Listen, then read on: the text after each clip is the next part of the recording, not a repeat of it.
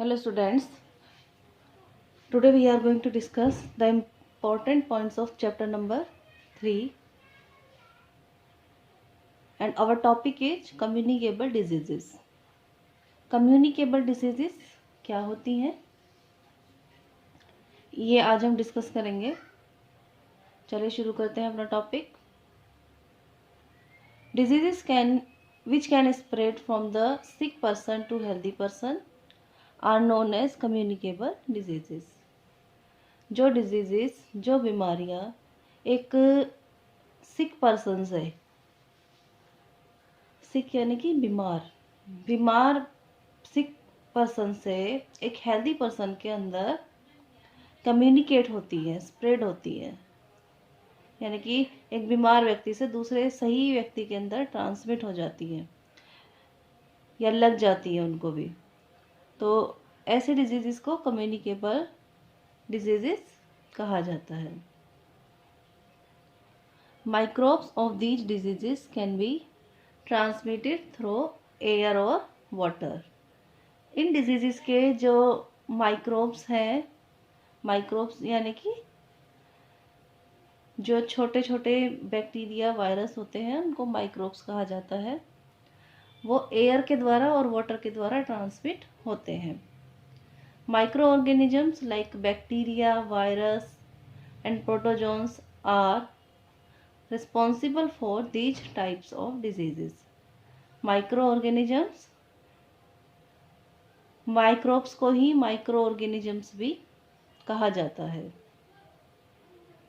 Micro organisms like bacteria, virus and protozoans are responsible for these type of diseases.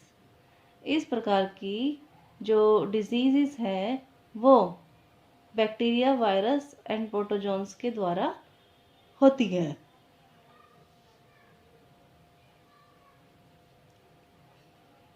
Next जो point है हमारा वो है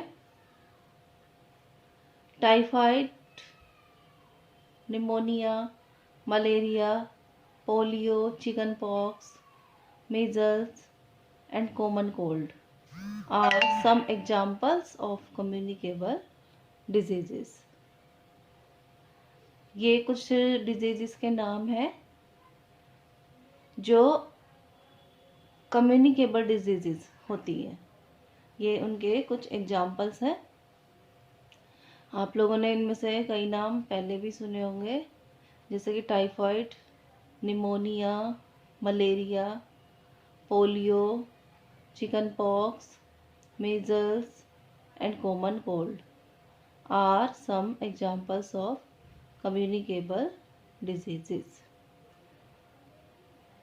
तो ये कुछ communicable diseases के examples थे। इसके अलावा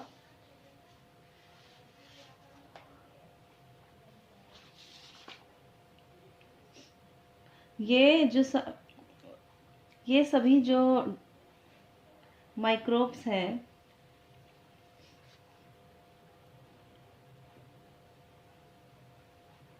ये किस प्रकार से एक हेल्दी पर्सन से दूसरे, एक सिक पर्सन से दूसरे हेल्दी पर्सन के अंदर ट्रांसमिट होते हैं। एक तो डायरेक्ट कांटेक्ट से होते हैं।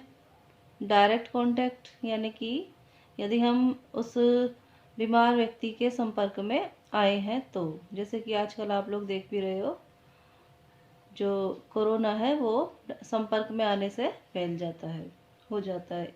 अगर एक व्यक्ति को है तो दूसरे को भी हो जाता है। दूसरा है infected food and water. Infected food और वाटर से भी ये हो सकता है। एयर वी ब्रीथ, एयर के द्वारा भी होता है। इंसेक्ट्स के द्वारा भी ये फैल सकते हैं, यानी कि इंसेक्ट भी इन बैक्टीरिया वायरसेस को हमारी बॉडी के अंदर ट्रांसमिट कर सकते हैं। जैसे कि मलेरिया जो है, मलेरिया एक प्रोटोजोन है। मलेरिया का प्रोटोजोन होता है जो कि मच्छर के द्वारा, मॉस्किटो के द्वारा हमारी बॉडी के अंदर ट्रांसमिट कर दिया जाता है।